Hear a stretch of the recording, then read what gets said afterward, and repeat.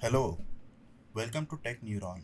In this video, I will show you how we use deep learning to predict Nifty's next trading day's highest and lowest prices using 5-minute candle data.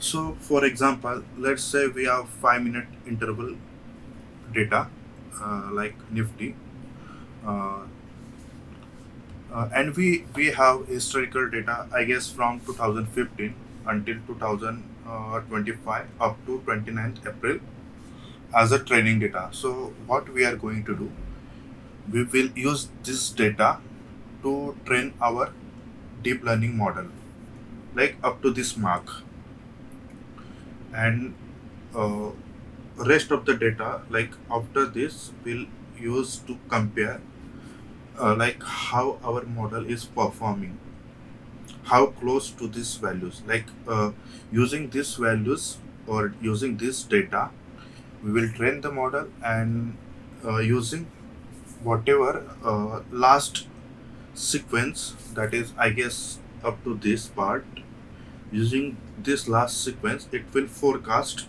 into future, that is next day, that is 30 April. uh, it will forecast like highest and lowest prices, like this one is highest price I guess for this, for that day. So it will forecast highest value closer to 24,393 and lowest value like this. So it's going to forecast value closer to this one, that is 24,200.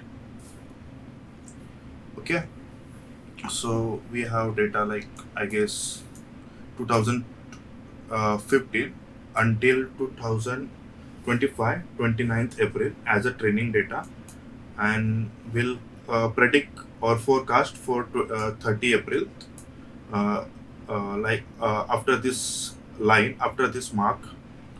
And I also label this for your convenience, like training part, that is towards the left, we'll consider for training, and for testing purpose we will use this kind of data.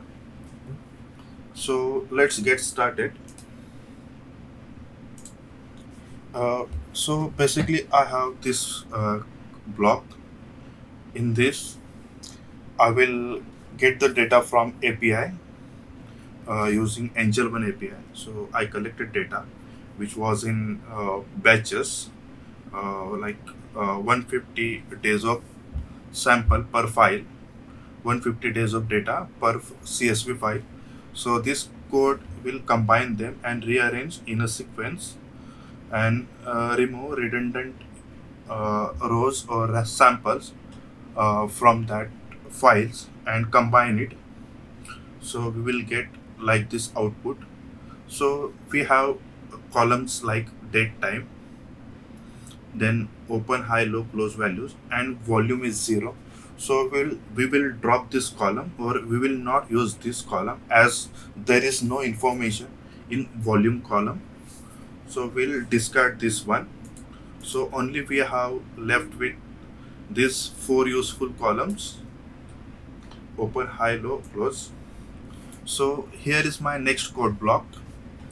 I computed some indicators like RSI, CCI, Bollinger Band, and you can uh, add as much as indicators you want. Those are most reliable.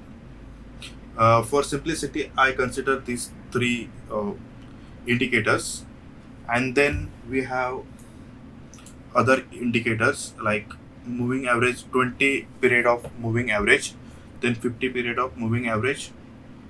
Uh, yes, and then I guess I have lag features of uh, close value like lag 1, lag 2, up to lag 3. So yeah, yeah, I guess this line does that. So we have lag values from 1 to 4 I guess, or okay, so we have only 3, right? Yeah, in yes, correct, 1 to 4.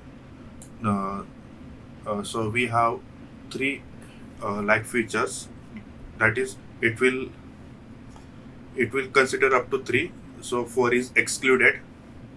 uh, so we have if we want like 4 like features, then we need to write here 1 to 5, that will do the job. We can do it for like other columns, open, low and high as well, to get more information for the model. uh, more features or more indicators, that doesn't mean model will perform better. It may add noise or it may add better information too. We need to test that using other methods. We will keep that for next experiment. So here we can visualize like 20 period of moving average, I guess this blue line, and then the close, the more noisy one, that is orange, is close value curve, and then 50 period, which is more smoother, that is green one. So we can visualize like that. And then I have splitted data for training and testing purpose, like up to 2025 April 30. Last time I said we will going to forecast for 30 April, so that's correct. Before 30, that is this one line, will be used as training purpose, and will use this test here for only comparison purpose. We will not use it as a input for the model. That will be again cheating. Or in real life we don't have access to future data, so we are going to we are going to mimic that same scenario or condition here also. So we will assume that we don't have test data, only we have training data. So we'll consider only training data for training the model, and this test data only we'll use for confirm. Like let's say tomorrow is 30th April. So after market close, we will compare the that values with our forecasted model for the 30th April, like that. So here we can see up to 29th April is training data, and then this is testing, I guess, test df.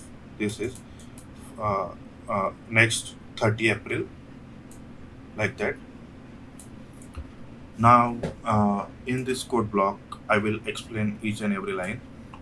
Per day we have candle 75 in 5-minute frame, I guess, and I'm using input days 2. That is, I will provide 2 days of historical context to the model to forecast future values of the next day. So this is input sequence length. I guess it will be 75 into 2. That is historical context that I'm going to provide to the model to forecast for the future. Target window. Target window means we are going uh, to use 75 candles to for we will consider 75 candles for the target that or future day. From that, it will sample the highest and the lowest values, like that. So here we can see now we are going to create input and output pair. That is, input pair here means 75 into 2 candles, that is 150 candles will prepare like we are going to prepare x and y pair. X means here the input candles. uh, let's say like 21 and 22 as April as days. So we have that 2 days of candles, that is 150 as an input, and it will paired with 23rd April's high and low values of the candle. That is this one. So yeah, like here I will share you how it looks. So X will be 150 candles and Y will be high and low values of the next day's candle. So indirectly we are pairing two past days to the next future day, like that. 150 candles, like that. So we'll create this kind of bunch of pairs to learn model.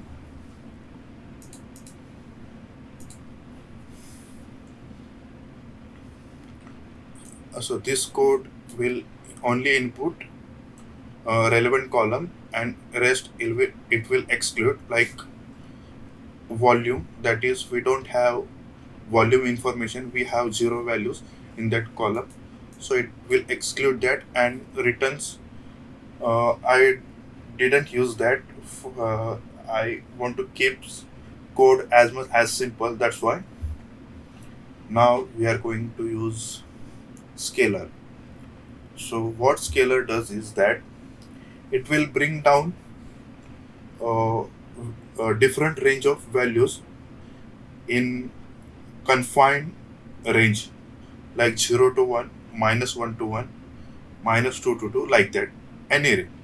So by default, uh, st- I guess min max scalar uses -1 to 1.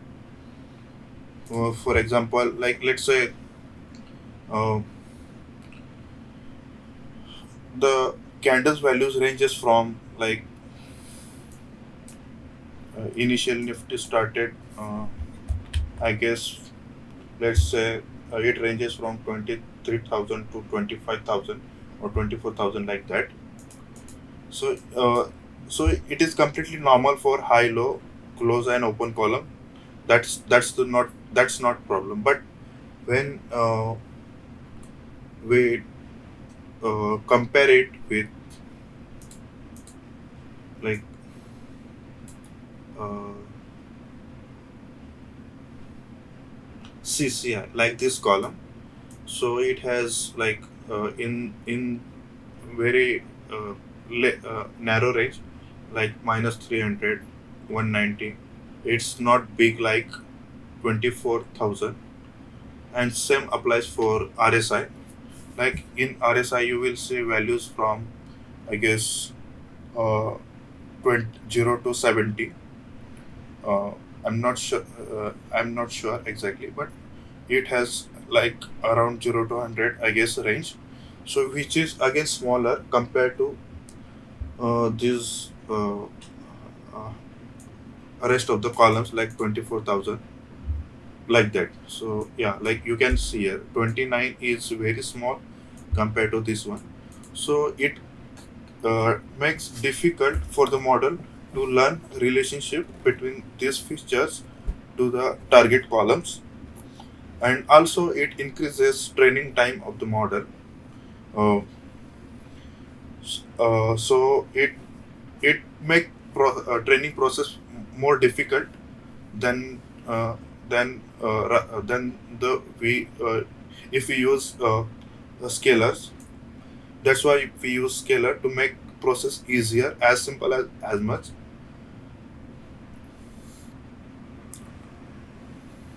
like that. So we may use standard scalar. That is also another option. We can try that too. So this is how we are created input output sequence. This code will create input output sequences for training process, and we are going to use different scalar for our uh, target column, that is high and low. Uh, we can use single scalar also, and different also. Uh, Different scalar works best as per my experience, especially in time series uh, projects.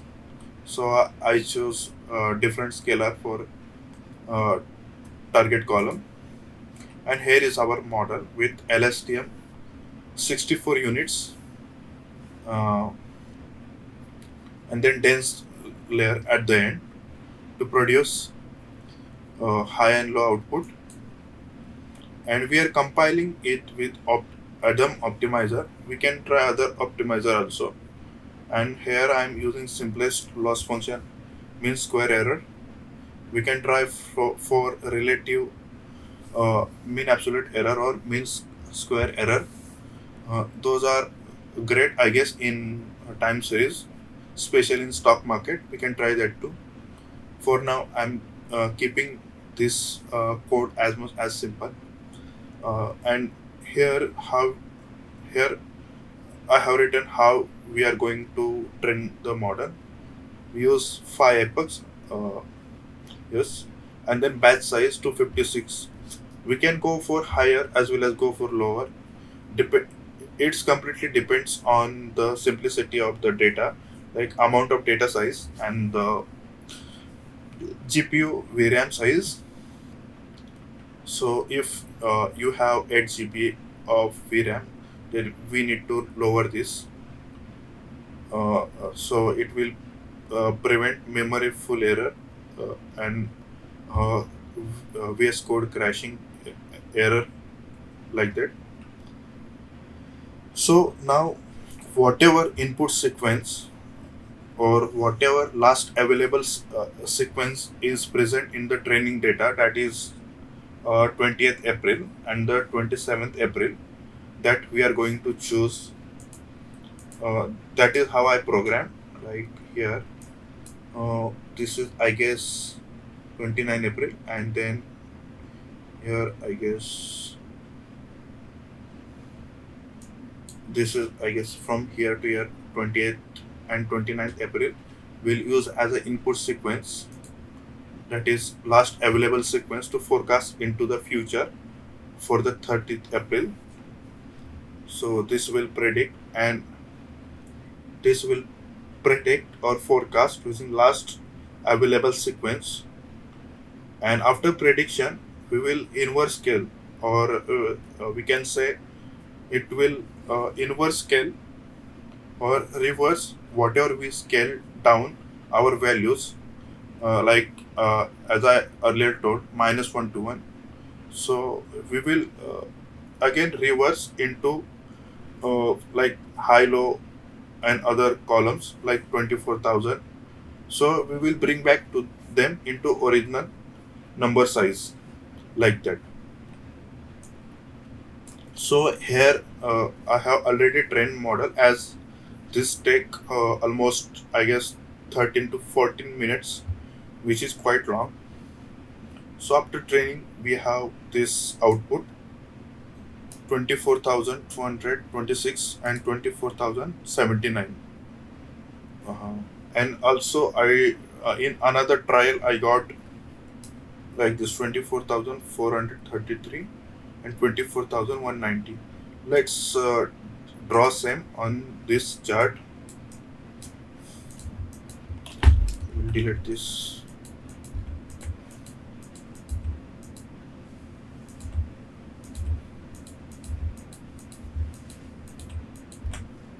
Okay, I will try this with another color. I guess I can't set color.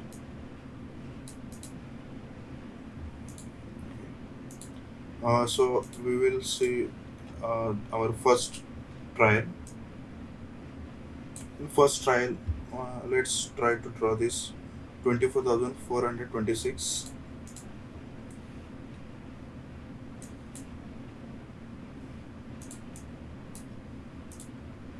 24,426 24,426.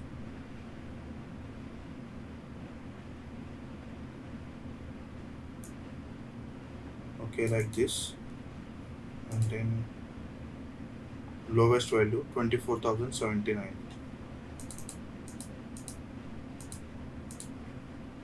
24,079.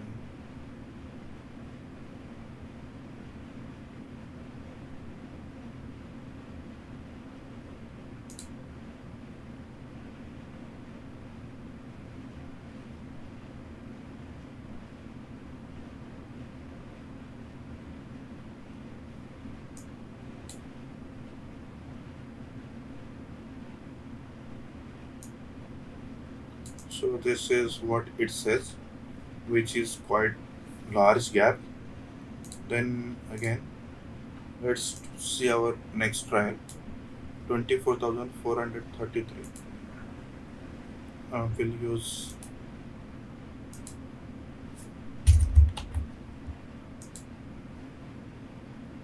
24,433.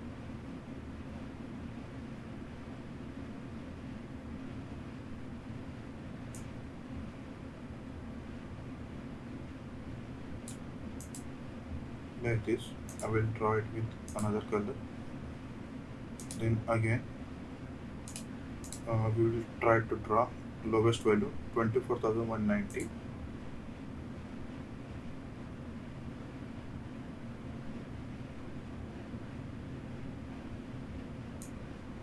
Okay, almost close.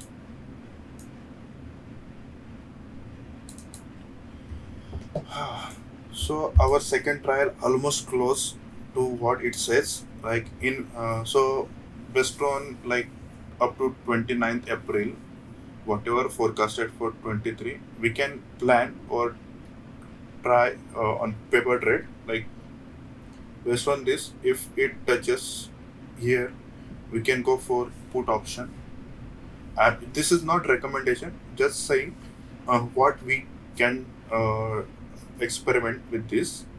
And from like if it touches in the morning, like this line around this value, then we can go for call option, or other experienced trader might have better strategy with this model.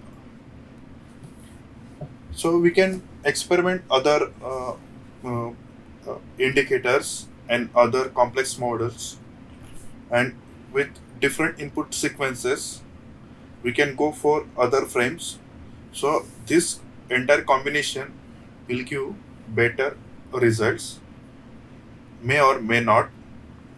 Again, this is not recommendation, this is just pure my skills that I'm applying on stock data to get insight and inference, like how to use this data in deep learning or in machine learning to uh, solve or to experiment on that data, like what will be the future outcomes, like that. Okay, thanks for watching.